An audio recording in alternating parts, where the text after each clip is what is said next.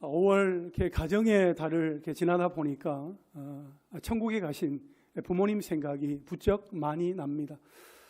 제가 어머니 이야기는 설교 중에 간간히 또 했었습니다만 아버지 이야기는 처음 하게 됩니다. 저희 아버지는 함경북도 경성이 고향입니다. 할아버지가 무역업을 하셨기에 부유한 환경에서 외아들로 자랐습니다. 경성고등보통학교를 졸업한 아버지는 의대에 진학해서 공부를 계속 이어나갈 꿈을 갖고 있었습니다. 그러던 와중에 6.25 전쟁이 발발하였고 교회 장로였던 할아버지는 내가 이 자리를 비우고 교회를 떠나서 나는 갈 수 없으니까 나는 교회를 지켜야 한다. 그렇게 말씀을 하시면서 대신 길 안내를 도와줄 길잡이에게 살 한 가마니를 지어주시면서 아버지가 남한으로 안전하게 피할 수 있도록 조치를 취해 주었습니다. 하지만 총격이 오가는 그 무서운 피난길에서 아버지는 그만 길잡이를 잃어버리고 말았습니다. 그때 누군가가 총을 겨누었고 아버지는 손을 든 채로 뒤돌아보니 미군이었습니다. 아버지가 그 미군에게 한마디를 하니 그 미군은 아버지를 안전한 곳으로 피신할 수 있도록 도와주었다고 합니다. 그 순간 아버지는 뭐라고 말했을까요? 뭐라고요? I am Christian. 나는 예수 믿는 사람입니다. I am Christian. 그 말 한마디로 아버지는 생명을 건지게 되었습니다. 그야말로 예수님 때문에 살게 된 것이지요. 함경북도 경성고보 출신들은 서울 모처에 기숙사로 오라는 그 안내문이 붙었을 때에 아버지의 친구들은 그곳으로 가서 계속 공부를 하였으나 아버지는 그 안내문을 보지 못하고 대구로 내려가서 사진사였던 외삼촌을 만나서 사진 기술을 배우게 되었습니다. 사람이 누구를 만나느냐에 따라서 인생이 많이 달라지게 되지요. 그러다 보니까 아버지는 공부를 더 이상 하지 못한 그 아쉬움이 그 마음 한켠에 늘 한이 되어 있었고 사진관을 운영하였지만 돈벌이가 되지는 않았습니다. 저는 어린 시절 아버지가 필름 사진을 찍고 암실에서 그 사진을 현상하는 장면을 지켜보면서 사진이 어떻게 나오는지 그 과정을 다 알았기 때문에 사진 찍는 일이 저에게는 신기하거나 신비로운 일이 아니었습니다. 그래서 친구들이 사진을 찍으려고 이렇게 벌떼같이 모여들 때 저는 얼굴을 내미는 친구들을 위에서 그 앞자리에서 뒤로 이렇게 물러나곤 했었습니다. 세월이 지나고 제가 선교지에 가서 스마트폰으로 아이들의 모습을 사진과 동영상으로 찍어주니 어린 꼬마들이 무척이나 신기하고 좋아했습니다. 처음에는 어색한 표정을 짓다가도 스마트폰에 담긴 자신의 모습을 이렇게 확인하고서는 활짝 웃는 얼굴로 바뀌는 그 아이들의 모습을 보면서 저도 기뻐하고 좋아했습니다.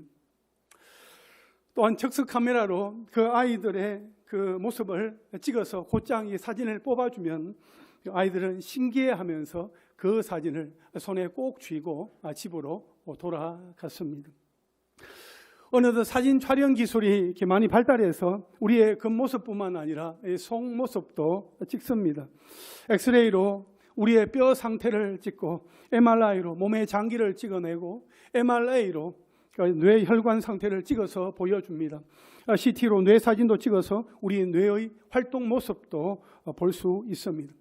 겉으로 보기에는 정말 멀쩡해 보이는데 뼈에 구멍이 있다든지 몸은 바짝 말랐는데 내장에 지방이 쌓여 있다든지 건강한 줄 알았는데 혈관이 막혀 있다든지 모든 것을 세밀하게 살피게 되면서 사람의 겉모습과 속모습이 다르다 하는 것을 발견하기도 합니다.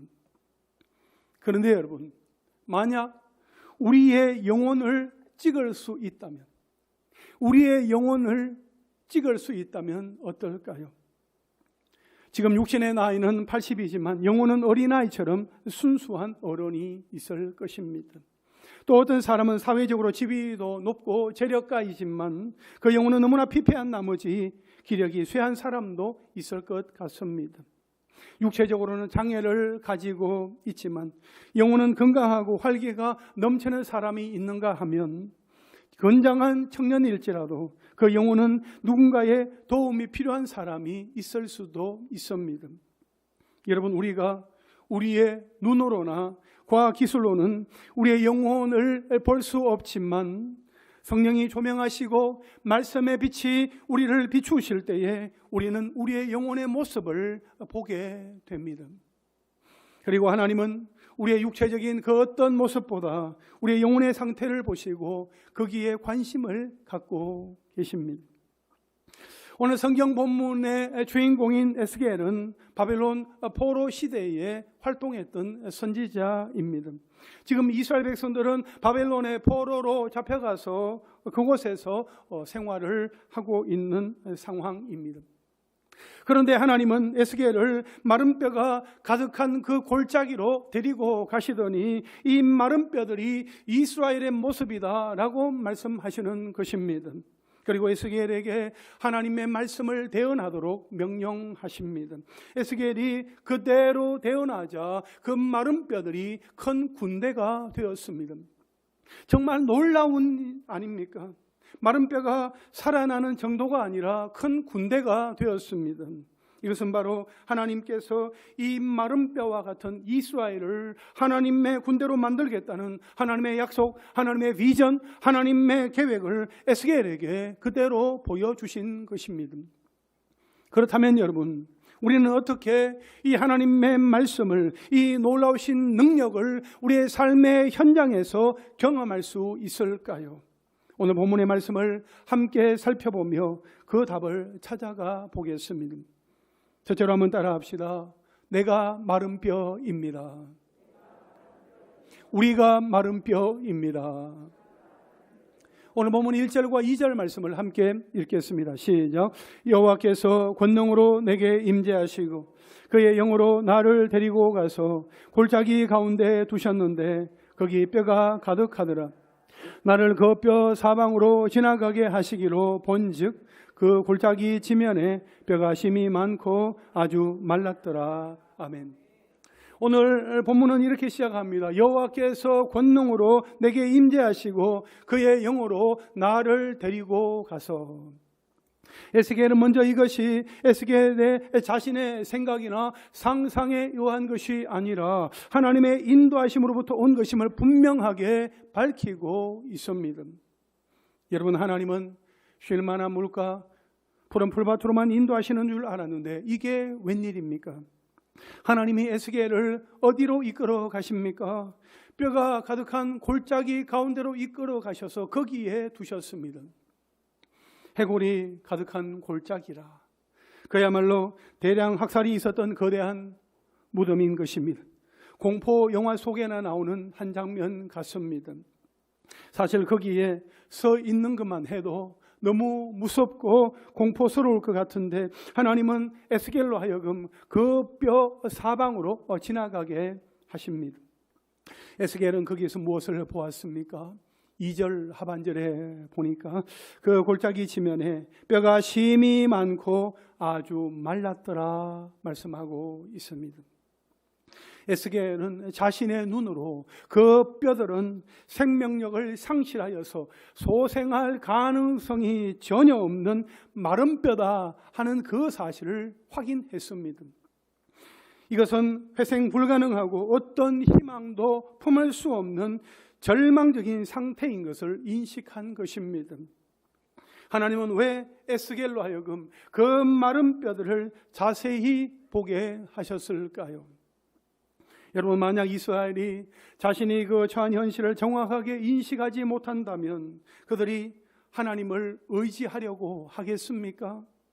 하나님의 구원과 긍휼의 필요성을 인식하겠습니까? 도리어 그들은 그들 자신들에게 절대 구원의 소망이 없음에도 불구하고 스스로의 힘으로 구원을 이루어내고자 허무한 몸부림을 칠 것입니다. 또한 그러한 태도를 가진 자들에게 하나님이 구원을 베푸신다 하여도 그들이 그러한 구원의 가치나 은혜를 알겠습니까? 오히려 구원이 하나님으로부터 왔다는 그 사실조차 모른 채 자신들의 공로만을 자랑할 것입니다. 하나님께 감사하기는커녕 도리어 교만에 사로잡혀서 살아갈 것이 분명합니다. 그래서 하나님은 먼저 이스라엘로 하여금 자신들이 처한 현실이 얼마나 비참하고 얼마나 절망적인 형편인지를 돌아보게 하신 것입니다. 사랑하는 성도 여러분, 만약 하나님, 내가 이 마른 뼈입니다. 나에게는 아무 소망이 없습니다. 이제 내 삶에 내가 의지할 것은, 내가 바라볼 것은 오직 하나님뿐입니다 하는 사람이 이 자리에 있다면 오늘 이 말씀은 그분을 향한 말씀입니다. 만약 우리 교회가 하나님 앞에서, 하나님, 우리 교회가 코로나19를 겪으면서 이 마른 뼈와 같이 되었습니다. 우리 교회로서는 어떻게 할 수가 없습니다. 하나님, 우리 교회를 다시 살려주십시오 한다면은 오늘 이 말씀은 바로 우리 교회를 향한 말씀입니다. 그러므로 오늘 이 말씀이 우리의 삶과 우리 교회에서 이루어지려면 가장 먼저 우리는 우리가 마른 뼈다, 내가 마른 뼈다 하는 것을 인식해야 합니다. 우리에겐 소망이 없습니다. 세상에는 소망이 없습니다. 우리의 소망은 오직 하나님이십니다. 그렇게 고백하며 하나님께 매달려야 합니다. 한번 따라 하실까요? 내가 마른 뼈입니다. 우리가 마른 뼈입니다. 나는 하나님이 필요합니다. 우리 교회는 오직 하나님뿐입니다. 그렇게 고백하며 오직 하나님만을 붙드는 그 은혜가 저와 여러분, 우리 모두에게 있기를 주님의 이름으로 축원합니다. 둘째로, 능히 살 수 있겠느냐입니다. 마른 뼈들을 관찰한 후에 에스겔이 내릴 수밖에 없었던 결론은 그 뼈들이 살아난다는 것은 절대로 불가능하다는 것이었습니다. 그때 하나님이 물으십니다. 3절 말씀 우리 함께 읽겠습니다. 시작. 그가 내게 이르시되 인자야, 이 뼈들이 능히 살 수 있겠느냐 하시기로 내가 대답하되 주 여호와여, 주께서 아시나이다. 아멘. 여호와께서 에스겔에게 하신 말씀은 내가 이 뼈들을 살리겠다가 아니었습니다. 오히려 에스겔에게 물으십니다. 이 뼈들이 능히 살 수 있겠느냐? 에스겔이 뭐라고 대답해야 합니까? 에스겔이 관찰한 것으로는 아니요, 하나님, 절대로 살 수 없습니다. 그렇게 대답하는 것이 상식적인 답이요, 자연스러운 답일 것입니다. 그러나 에스겔은 뭐라고 대답을 합니까? 주 여호와여, 주께서 아시나이다 라고 대답을 합니다. 여기에서 에스겔은 주, 곧 아도나이와 여호와라는 하나님의 이름을 연이어 사용했는데, 이는 언약을 신실하게 이루어 가시는 하나님의 성품을 강조하는 의미를 지닌 이름인 것이지요. 다시 말해 에스겔은 비록 이스라엘이 죽어서 모든 육체가 썩어서 뼈밖에 남지 않은 상황이고 완전히 끝난 것 같은 그러한 형편 가운데 처해 있지만 하나님이 그들을 회복하게 하실 것이라는 하나님의 언약을 상기시키는 의도와 소망을 가지고 주 여호와라고 말한 것입니다. 그러면서 주께서 아시나이다 라고 말한 것은 이 질문을 하신 분이 창조주 하나님이시기에, 하나님은 무에서 유를 창조하시고 죽은 자도 살릴 수 있는 능력을 가지고 계신 분이시기에 하나님이 뜻을 정하시면 불가능하지 않다, 얼마든지 가능하다 하는 담대한 믿음의 고백이며 하나님의 주권을 인정하는 겸손한 대답인 것입니다. 여러분, 아브라함이 독자 이삭을 번제로 드릴 수 있었던 것은 하나님이 이삭을 죽은 자 가운데에서 능히 살리실 줄을 믿는 믿음이 있었기 때문이었습니다. 모세가 애굽 군대가 추격해오는 그러한 상황 가운데 그 홍해 앞에서 너희는 두려워하지 말고 가만히 있어서 여호와께서 오늘날 너희를 위하여 행하시는 구원을 보라, 그렇게 말할 수 있었던 것은 이스라엘을 반드시 구원하실 그 하나님의 권능을 믿었기 때문이었습니다.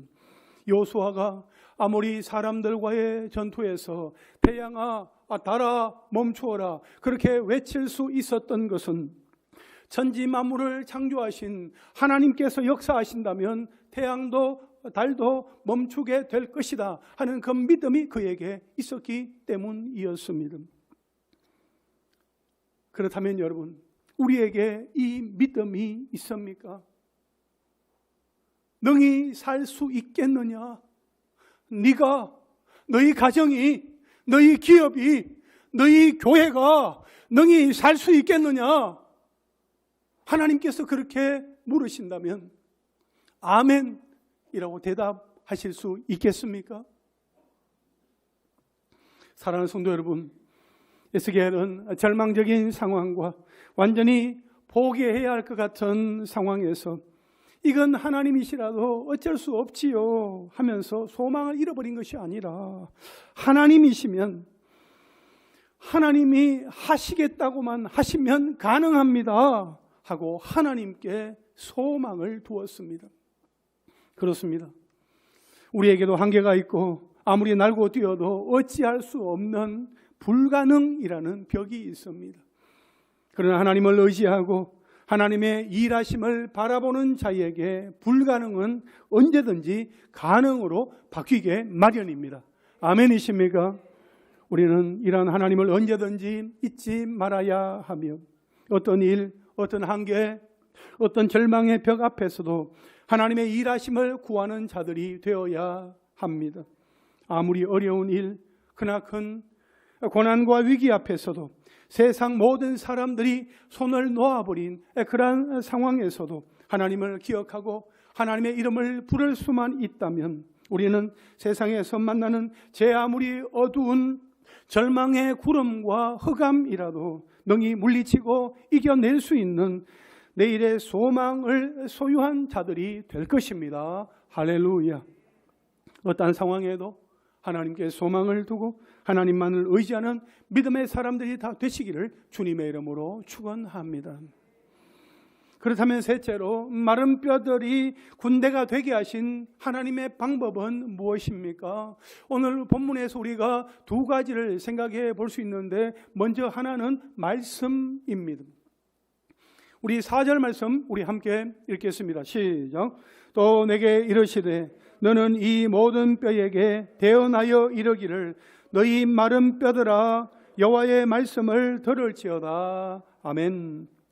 하나님은 에스겔에게 대언하라 그렇게 말씀을 하십니다. 너희 마른 뼈들아 여호와의 말씀을 들을지어다. 아니 어떻게 마른 뼈들이 하나님의 말씀을 들을 수 있을까요? 사람의 생각으로는 불가능한 일입니다. 그런데 에스겔은 그 말씀에 그대로 순종을 했습니다. 여러분 7절과 8절 말씀을 우리 함께 읽겠습니다. 시작. 이에 내가 명령을 따라 대언하니 대언할 때에 소리가 나고 움직이며 이 뼈 저 뼈가 들어맞아 뼈들이 서로 연결되더라. 내가 또 보니 그 뼈에 힘줄이 생기고 살이 오르며 그 위에 가죽이 덮이나 그 속에 생기는 없더라. 아멘. 에스겔이 마른 뼈들을 향하여서 하나님의 말씀을 대언하자 놀라운 일이 일어났습니다.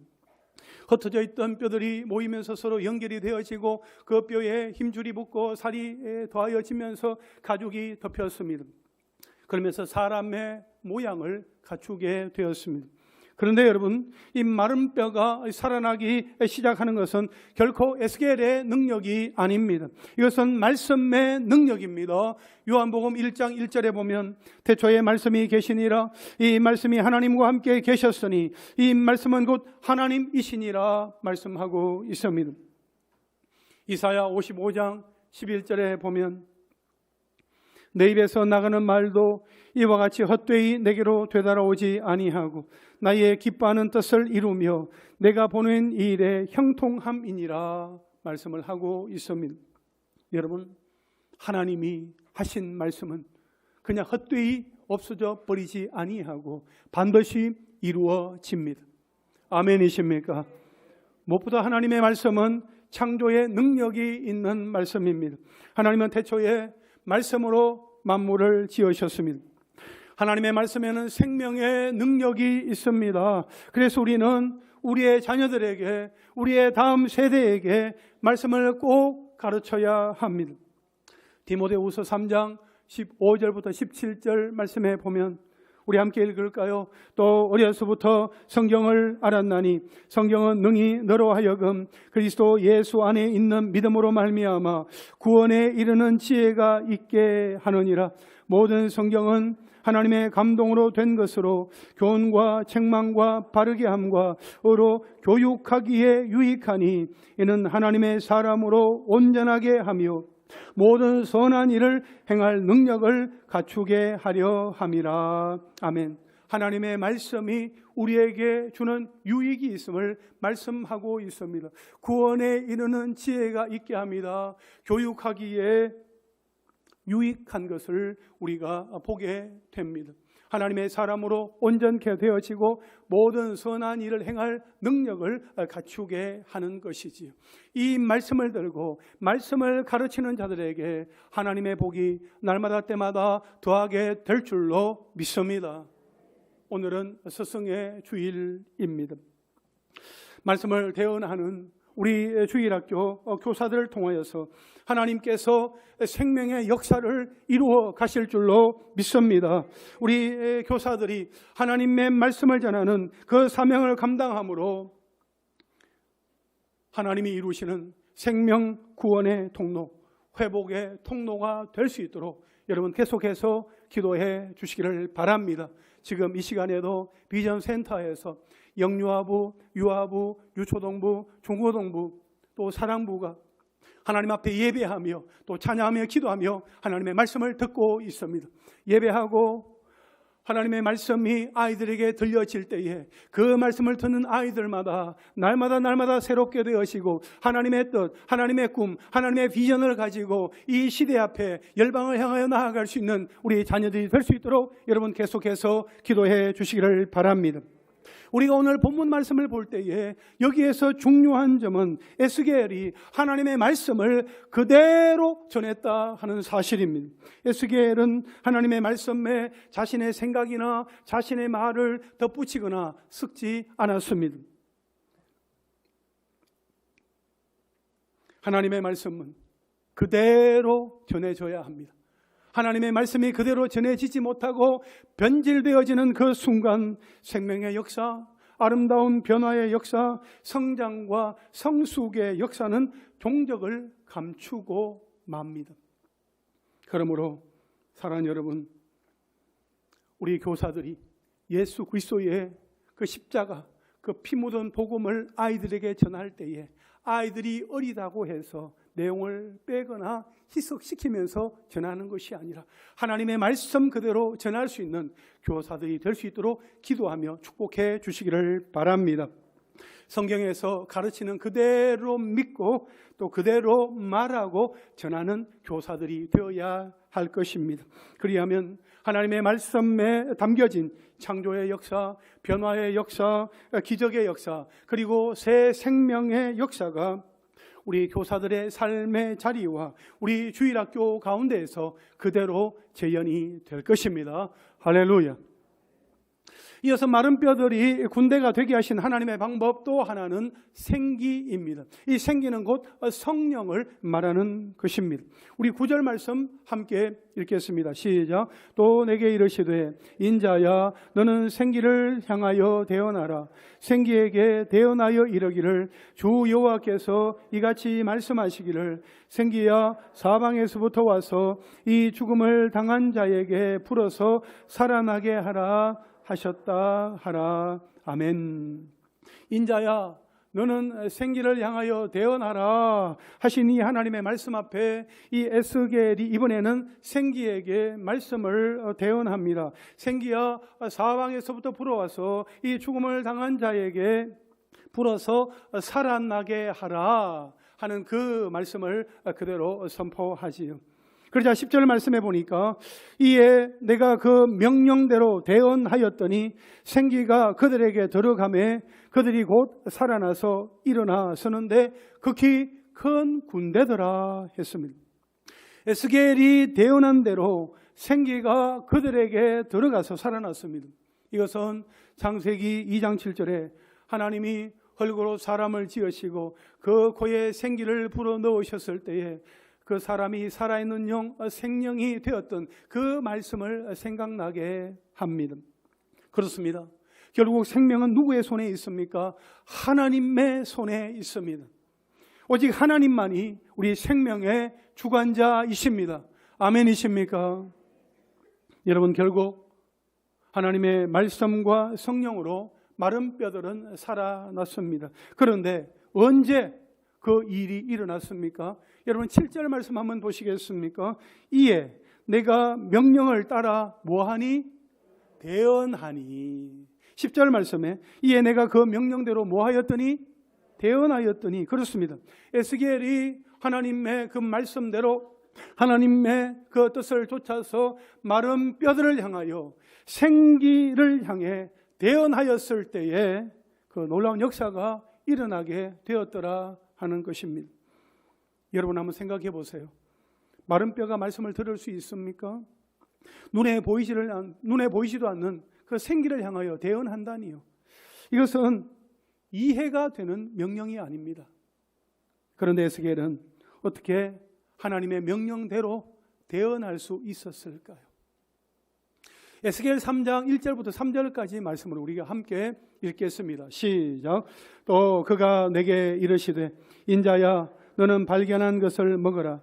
너는 이 두루마리를 먹고 가서 이스라엘 족속에게 말하라 하시기로 내가 입을 벌리니 그가 그 두루마리를 내게 먹이시며 내게 이르시되 인자야 내가 네게 주는 이 두루마리를 내 배에 채우며 내 창자에 채우라 하시기에 내가 먹으니 그것이 내 입에서 달기가 꿀 같더라. 아멘.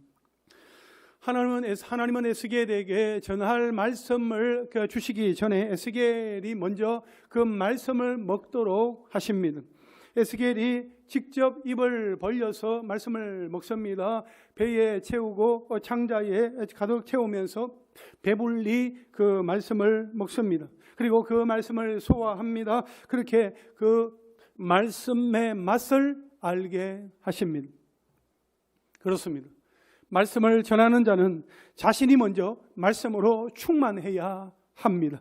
말씀의 능력을 확신하는 설교자나 교사는 말씀을 전하는 일에 헌신하게 됩니다. 나를 통과한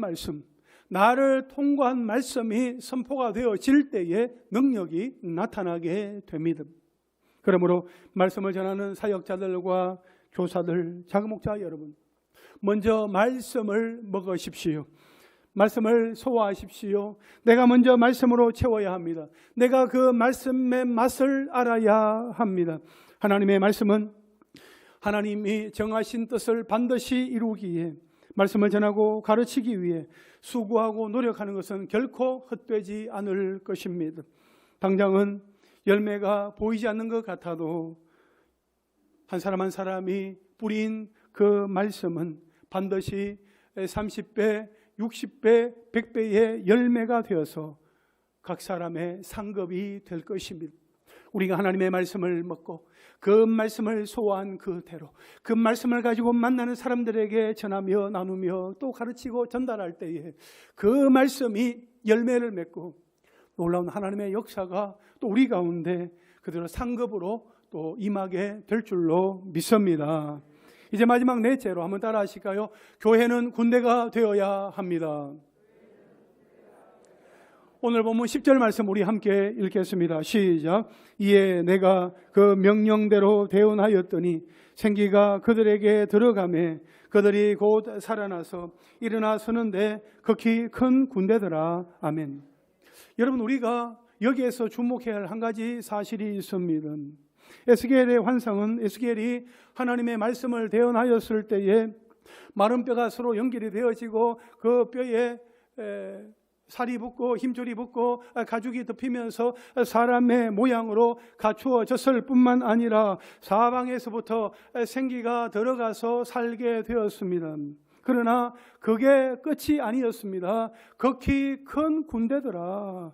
마른 뼈들이 살아나서 큰 군대가 되는 장면까지였습니다.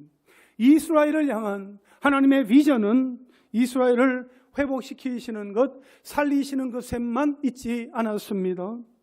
어떤 공격에도 맞설 수 있는 하나님의 큰 군대로 세우시는 것까지였습니다.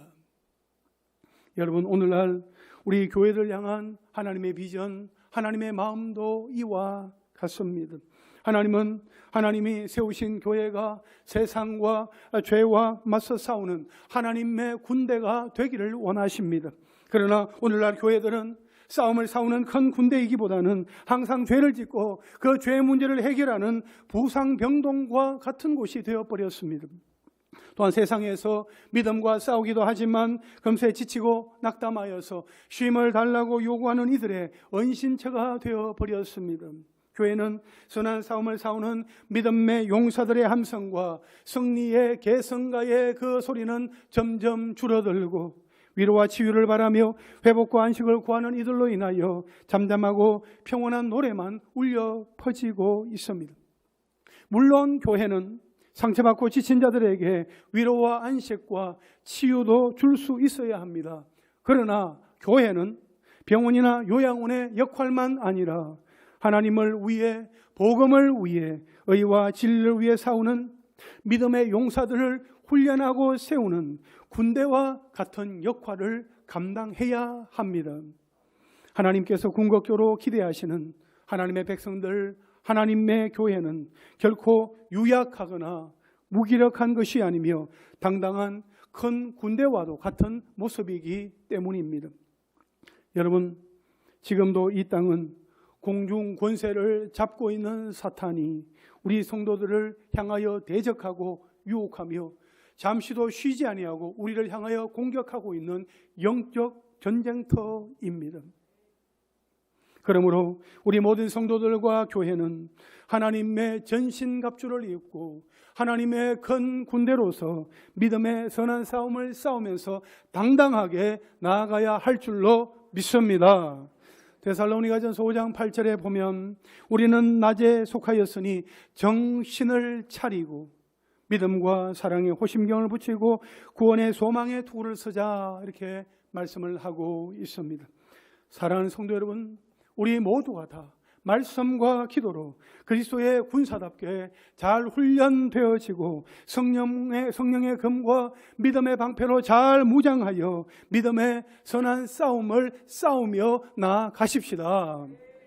승리의 개성가가 울려 퍼지고 승리의 깃발을 휘날리는 하나님의 큰 군대, 우리 부천 삼락교회가 될 수 있기를 주님의 이름으로 축원합니다. 이제 말씀을 정리하겠습니다. 오늘 본문 12절과 13절 말씀을 우리 함께 읽겠습니다. 시작. 그러므로 너는 대언하여 그들에게 이르기를 주 여호와께서 이같이 말씀하시기를 내 백성들아, 내가 너희 무덤을 열고 너희로 거기에서 나오게 하고 이스라엘 땅으로 들어가게 하리라.